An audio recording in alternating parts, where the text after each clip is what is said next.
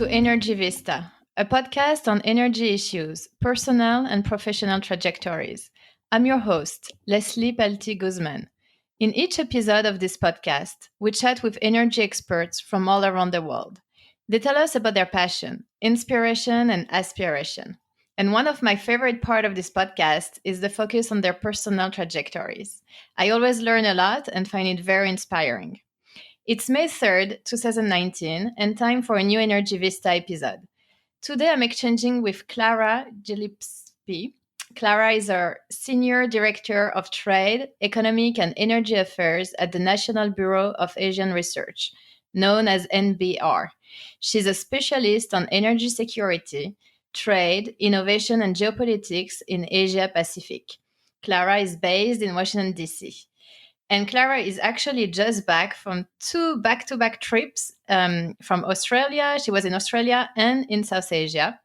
So not fun for the jet lag, but I'm sure very interesting from a research perspective.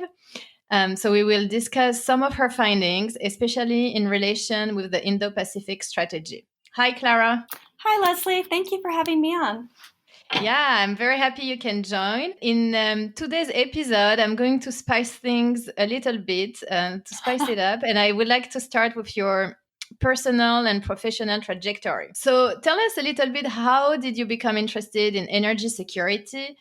And how did you manage to make it a focus in your studies first and then in your job? Absolutely. And I think the way that I first became interested in energy security was I'd been passionate about Asia since I was very little. Growing up on the West Coast, I had a number of friends who were either first generation or second generation from overseas. Really sparked my interest in language from hearing them get to speak either Japanese or Korean or Chinese and thinking, oh, that's like such a cool and different thing that you don't always get to hear. From there, learning more first about culture and then politics and economic issues through my studies. And, going into my graduate years was really focused on technology and international affairs questions. And energy had not really been on my radar as much as first. I started having more and more colleagues say, hey, there are interesting questions in China about their growing use of nuclear energy.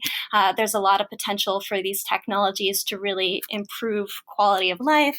And going from there, when I first wanted to enter the field after graduate studies, NBR was a group that I had long been familiar with because of their Strategic Asia publication, and really got excited by the specific work they did on energy and geopolitics, where they said, this is a topic that's not just a meeting demand issue or economics, it's not just a geopolitical security, but it's something of both. And that was really exciting to me. Nice. And so I think you studied in the UK at LSE.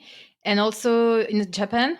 I did. And I also did a year at Peking University. So a good representation of the region and lots of good opportunities to travel. So do you speak any of those Asian languages? I speak some Japanese, and my Chinese is quite poor, where I think people often take a little bit of pity on me. Well, it's a hard language, especially if you don't learn it from an early age, I think. Absolutely. I'm constantly impressed by my colleagues who have not just Chinese, but also English, two of the hardest languages in the world, and being able to speak both. So you're working a lot with Asia. It's a different time zone. It's long flights. How do you make it work between your work life, personal life? I guess you need some flexible hours if you have to go on a phone call very early on the morning or very late in the evening. Do you work sometimes from home? And do you manage to relax even when Asia is up? Absolutely. And I'd say sometimes you definitely manage it better than others, because there are periods of time where you can say there's that trade-off of I'll come in a little bit later, or, I'll take today off because I've really been working long in the region, or I just got back from a trip. And then there are definitely those months where everything comes together all at once and you say, this is great, but I really have to be here for both the US audience, the US partners we work with, and the Asian stakeholders, not just in one country, but across a couple. I think my biggest advice that I think someone told me early on and really helped was turn off your phone notifications at night. You will have a point when you've decided that it's time to go to bed and your phone will not listen to you on that. Right. Good advice. And talking about digital distractions, so you're doing research, you're writing. How do you manage to still allocate time for reading? Do you have some kind of discipline or recipe to keep those kind of distractions away? It can definitely be tricky, but I love my e-reader because I'm just an avid reader. And the nice thing of the e-reader is you can find times late at night to sneak in the reading, or on planes when, maybe people are asleep but you're awake and you don't want to distract them. It also gives me the option of saying what's most going to motivate me to read is being able to read the book I'm most excited about right then. So sometimes I'll listen to a podcast or I'll be surfing the net and find out about a book that sounds really cool. And 30 seconds later, I can be reading it. Yeah, very good. Let's move to the topic of the day. Sure. So since you've been traveling a lot lately in Asia Pacific, can you define for us what is the Indo-Pacific strategy and Asia Edge? Absolutely. So we're now almost a year out from last July when Secretary Pompeo outlined his vision for the economic dimensions of the Indo-Pacific strategy. And he essentially said that had three parts. It was energy, infrastructure, and digital. And the comment that I like to say is because energy is often so infrastructure intensive, really about half of the strategy is energy. And increasingly, because we're talking about the digitalization of energy, that means that maybe we're up to about 2/3 of the strategy being energy. It's very front and center in it. And often when you have a strategy like this, the intent is to answer some existential question that policymakers are facing. And for the region and for energy, that question is fundamentally, how can we build on US competitive strengths, whether that's our resource availability or technical skills, and apply that to solving a real need and challenge in the region, which for Asia is the question of how they address energy poverty as well as energy security. Yeah. Go ahead.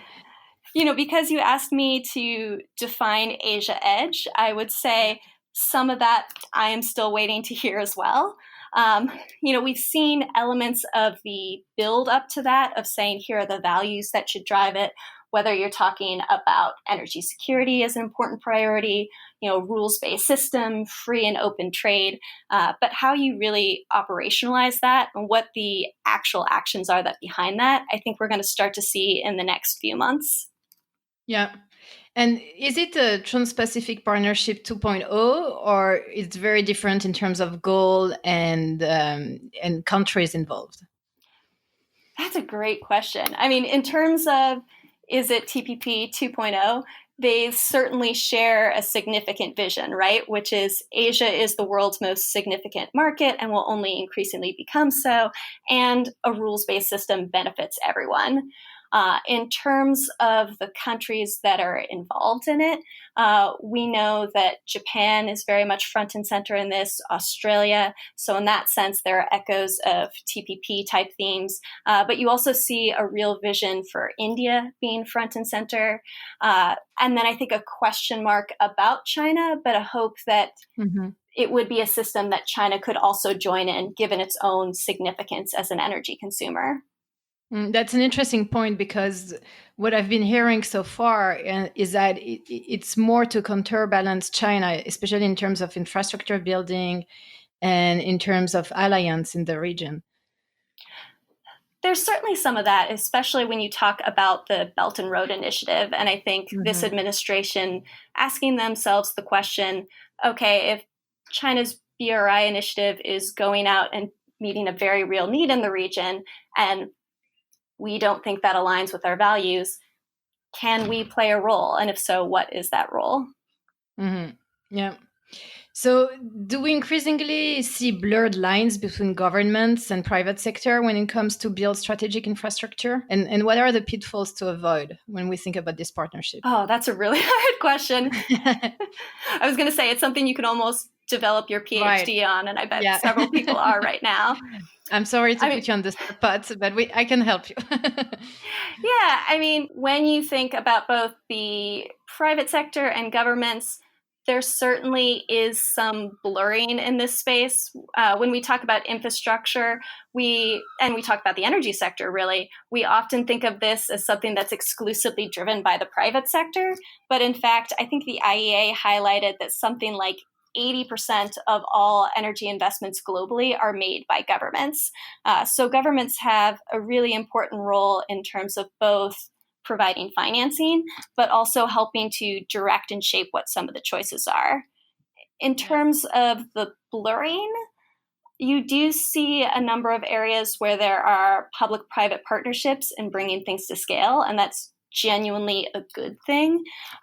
Governments can be involved in that process, not to replace a competency that, say, a certain US or a foreign company has, but because there's a certain barrier on addressing the risk front that government can help with by providing some early seed funding or skills in evaluating, say, procurement contracts. Very good. And so you're just back from Australia. What are the big line of the Australia-US Strategic Energy Partnership? So it was launched in February 2018. And can we already point to some concrete actions, or is it still in the conceptualization phase? It's moving closer from vision to concept. So when the Strategic Energy Partnership that we have with Australia was announced, it was a little bit different than the one that we have with Japan and with India, whereas those two were really focused on energy insecurity questions. The one that we had with Australia started from a foundation of the idea that we should be cooperating more. You see that get pushed a little bit more into the specifics when, say, in the last year, you have energy security added as a dimension to that, and you see opportunities added for specific US, Australia, Japan cooperation. So infrastructure is an area where we see it being developed more specifically. And then geographically, Australia has long been an important leader and partner for the US in the Pacific Islands. And that's one of the areas that we've talked about as well, where we might target specific projects and address energy poverty needs. Okay. So we see that the US is entering into various strategic energy partnerships with different regions and countries, but it's mostly at a bilateral level. Do you think the Indo-Pacific strategy and Asia Edge will become more like a multilateral forum, or it will remain a combination of different bilateral agreements? I think it's already beginning to move more towards the multilateral forum. And what I mean by that is when you first saw the strategic energy partnerships announced, they were very much bilateral in nature, right? But since then, you've seen us try to find ways to build on those bilateral partnerships to bring in one or additional countries. So, for example, GSEP, the U.S.-Japan Strategic Energy Partnership, has been fairly robust, and we're now looking at ways to bring in Indonesia in terms of some of our cooperations. I believe there were a series of workshops just earlier this year looking at LNG questions, and then also real questions about, okay, how can the U.S. and Japan be engaged in strengthening capacity building more broadly in Southeast Asia? Mm-hmm. Yeah.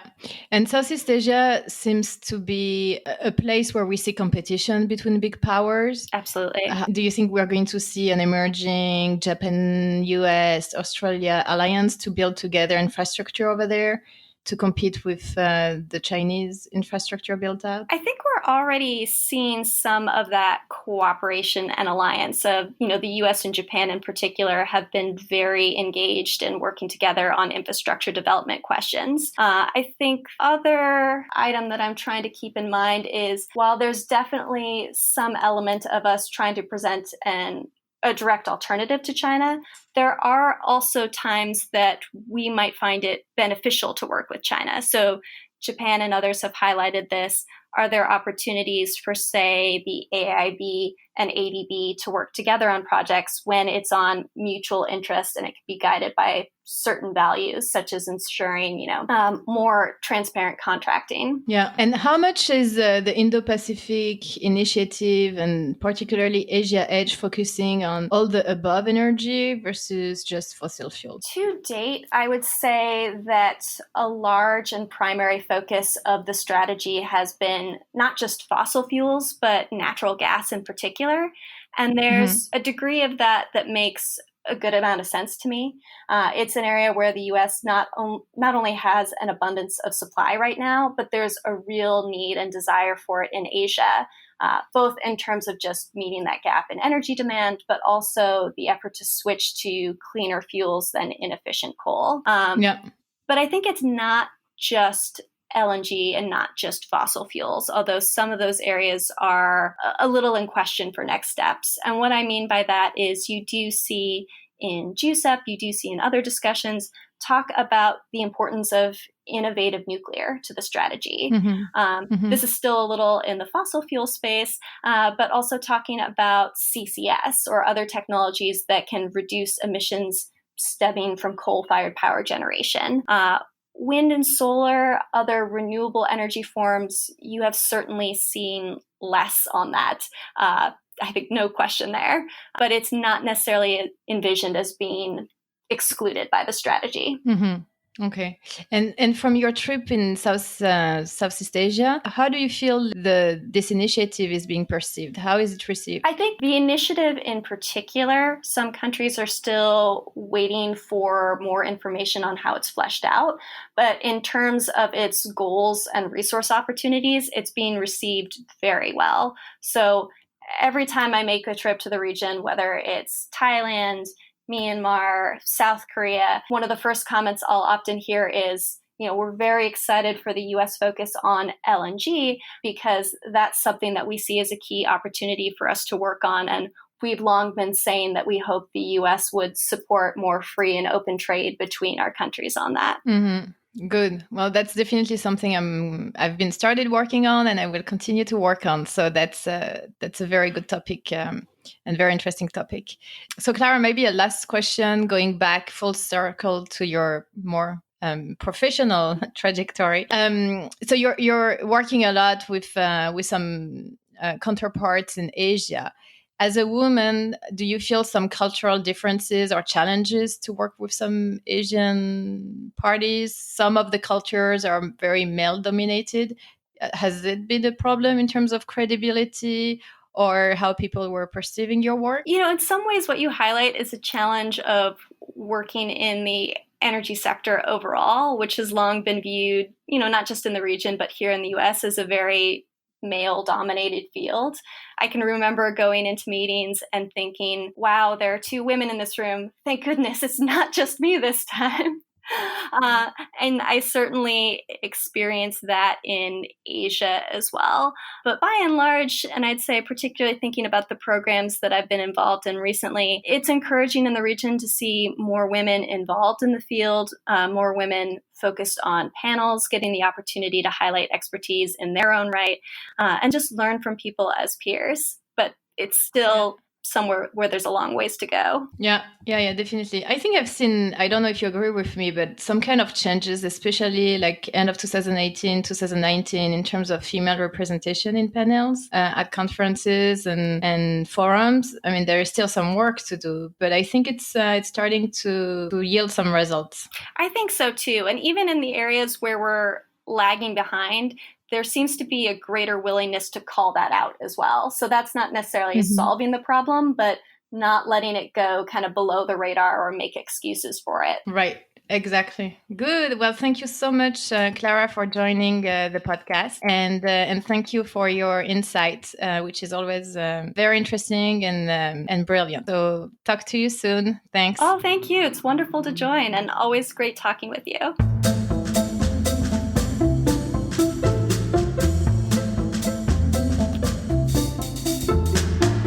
That concludes our Energy Vista podcast, which was recorded on May 3rd, 2019. Our theme music is provided by music screen licensed under Creative Commons. This is Leslie Palti-Guzman saying good day and good luck.